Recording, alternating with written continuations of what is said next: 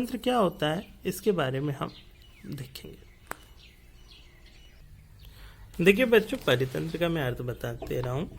देखिए आपको भी एक बार समझना है, फिर इसको मैं आपको नेक्स्ट वीडियो में बोर्ड पे अच्छे से मैं समझाऊंगा परितंत्र का। इसके अंतर्गत जो है खाद्य श्रृंखला भी आएगी, तो वो अभी आप आराम से समझ पाएंगे। तो एक बार थ्योरी देख लीजिए, उसके बाद में आपको नेक्स्ट वीडियो में मैं आपको बोर्ड पे समझाऊंगा। देखिए परितंत्र का अर्थ है महत्व। आप अपने चारों तरफ देखेंगे तो ऐसे कई वस्तुएं भी दिखेंगी जो निर्जीव है। जल, मिट्टी, पत्थर आदि सभी निर्जीव या अजैविक है। इन्हीं निर्जीव चीजों के बीच पृथ्वी पर अनेक जीव पनप रहे हैं। देखिए आपको पता है कि जो जल है वो निर्जीव, लेकिन इस जल में बहुत सारे जीव पनप रहे हैं। मिट्टी वह निर्जीव, लेकिन मिट्टी के अंदर बहुत सारे जीव रहते हैं, जिन्हें सजीव या जैविक कहा जाता है। इन जैविक एवं अजैविक चीजों ने हमें चारों ओर से घेर रखा है, और यही हमारे पर्यावरण के अंश। आप देखेंगे कि हमारे चारों तरफ बहुत सारी चीजें हैं, पहाड़ है, नदियां हैं, पेड़ पौधे हैं। हाँ, ये जैविक और अजैविक है। बहुत सारे जीव जंतु हमारे आसपास है, बहुत सारे मनुष्य हमारे आसपास है। तो ये जैविक और अजैविक जो चीजें हैं, इन्होंने हमारे पूरे जीवन को, जैसे हमारे पूरे हमें घेर रखा है, तो इसी को ही पर्यावरण कहते हैं। हमारे चारों ओर जो जैविक अजैविक जो भी चीजें हैं, उनका जो आवरण है वह क्या कहलाता है? पर्यावरण। सभी जीव आपस में एक दूसरे को प्रभावित करते हैं। देखिए ये शब्द प्रभावित मतलब हमें इफेक्ट करते हैं, हमारे ऊपर असर डालते हैं ये जीव। अब आप बताइए कि जो पशु है, जैसे कि अपन घर में भी पालते हैं, गाय, भैंस, बकरी जो भी है, तो ये पशु है वो हम पर निर्भर है, क्योंकि हम चारा पानी उनको डालते हैं,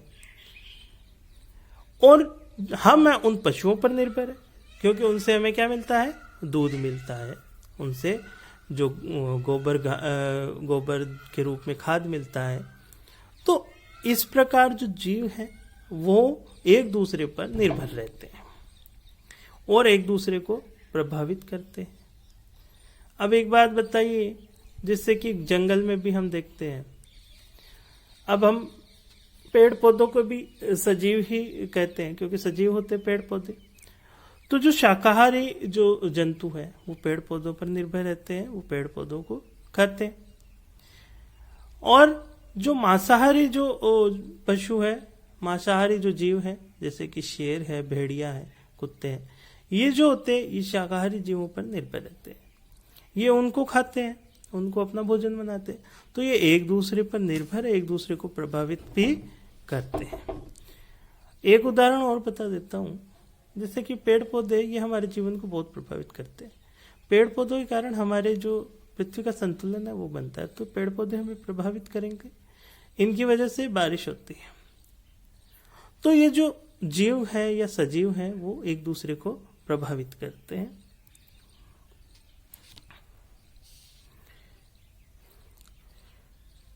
इस प्रकार जीवों और पर्यावरण के आपसी संबंधों की जटिल व्यवस्था बन जाती है। इस जैविक तथा अजैविक पर्यावरण के पारस्परिक अंतर संबंध को ही हम परितंत्र कहते हैं। तो आपको परितंत्र की जो परिभाषा है वो क्या होगी कि जो जीव है वो एक दूसरे को प्रभावित करते हैं और अपने पर्यावरण से प्रभावित भी होते हैं। तो इस जैविक तथा अजैविक पर्यावरण के जो पारस्परिक अंतर संबंध है उन्हें ही हम क्या कहते हैं? उसे ही हम परितंत्र कहते हैं। यह आकार में एक छोटे तालाब या अमेजन के विशाल वर्षावन के रूप में भी हो सकता है। देखिए परितंत्र जो है वह कहीं भी हो सकता है, एक छोटी सी तालाब में भी हो सकता है, एक जंगल में भी हो सकता है, गांव में भी हो सकता है, कहीं पर भी एक क्षेत्र में हो सकता है। तो इसे हम परितंत्र कहते हैं। परितंत्र का जो अर्थ होता है वो यही होता है कि जो जीव है वो एक दूसरे को प्रभावित करते हैं और इनके जो पारस्परिक जो संबंध है, आंतरिक जो संबंध है, उसे ही हम परितंत्र कहते हैं। हमारी यह धरती भी एक विशाल परितंत्र है। आप पाएंगे कि पृथ्वी पर न केवल एक जीव दूसरे जीव से जुड़ा हुआ है, बल्कि वह उसके पर्यावरण में मौजूद निर्जीव वस्तुओं से भी जुड़ा है। सभी जीव जंतुओं को जीवित रहने के लिए ऊर्जा की आवश्यकता होती है, और यह ऊर्जा उन्हें एक दूसरे पर निर्भर होकर और पर्यावरण से प्राप्त होती है।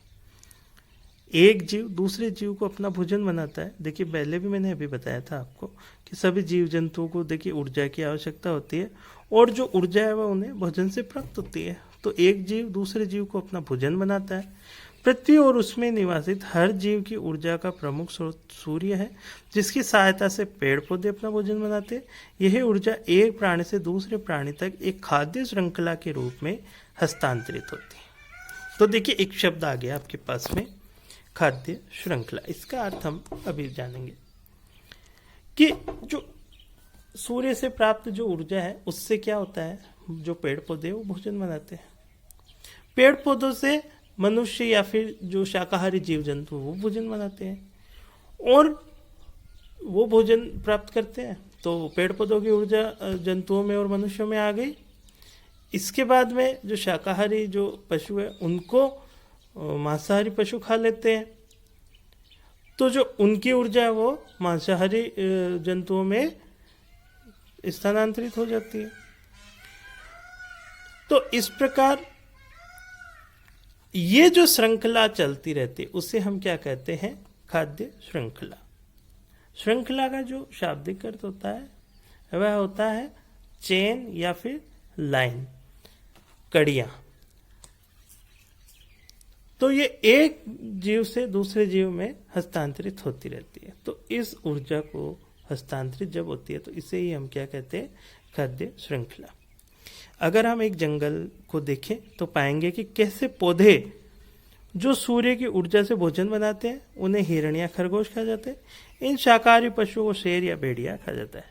शेर या भेड़िया की मृत्यु के बाद उसके शरीर को अपघटक जीव मिट्टी में मिला देते हैं। अपघटक होते हैं वो क्या होते हैं, मरे हुए जीवों को खा के और उनको मिट्टी बना देते हैं। ठीक है, यह एक सरल खाद्य श्रृंखला है। यह क्या है, एक सरल खाद्य श्रृंखला है। देखिए बच्चों आगे हम बढ़ते हैं। एक अन्य उदाहरण से भी हम इसे समझ सकते हैं कि सूर्य की ऊर्जा से पेड़ पौधे अपना भोजन बनाते हैं तथा मृदा से पोषक तत्व प्राप्त करते हैं। पेड़ पौधों से एक कीट अपना भोजन प्राप्त करता है, उसी कीट को चूहा, चूहे को सांप और सांप को बाज खाता है। बाज के मरने के बाद अपघटक जीव उसे मिट्टी में मिला देते हैं। इस प्रकार एक खाद्य श्रृंखला पूरी हो जाती है।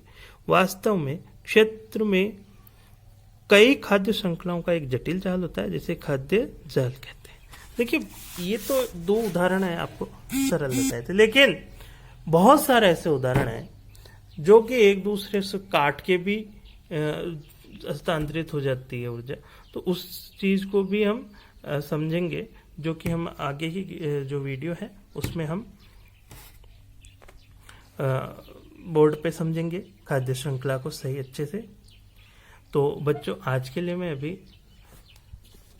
देखिए खाद्य श्रृंखला का जो ये पिक्चर है इससे आप देखिए, जो सूर्य होता है उससे प्राप्त करते हैं जो उत्पादक होते हैं। देखिए सूर्य ऊर्जा का स्रोत है और जो पेड़ पौधे उन्हें हम उत्पादक कहते हैं। उत्पादक मतलब ये खाते कुछ नहीं है, पेड़ पौधे किसी पर निर्भर नहीं रहते हैं, ये स्वयं अपना भोजन बनाते हैं, इसलिए इन्हें उत्पादक हम कहते हैं। ठीक है, अब देखिए सबसे पहले इसे शाकाहारी जो जीव खाते हैं, फिर जो सर्वाहारी जीव होते हैं, ठीक है, या फिर मांसाहारी या सर्वाहारी कह सकते हैं हम।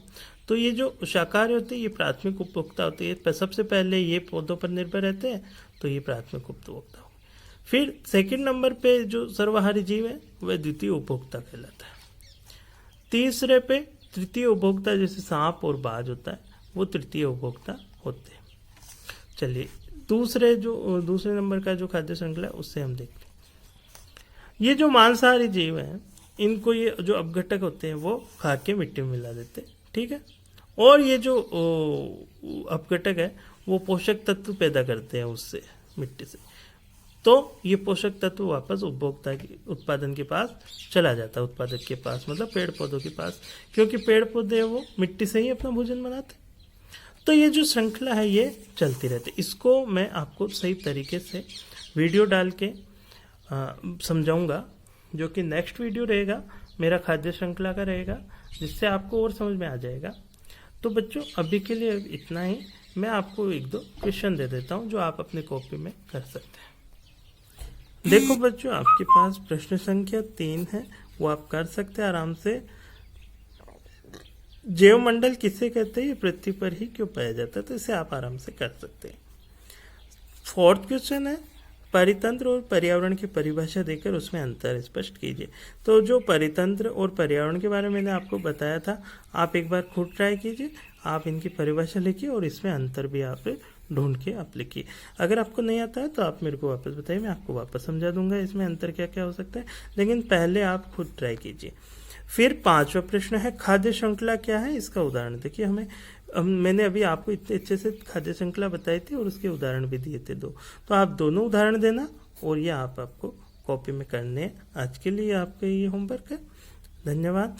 आपको अगर कोई भी क्वेश्चन हो तो आप कमेंट बॉक्स में प्लीज़ आप लिखिए और अधिक से अधिक इस वीडियो को फैलाइए ताकि आपके साथ साथ दूसरे भी इसका लाभ ले सके। तो बच्चों, आज के लिए इतना ही। धन्यवाद।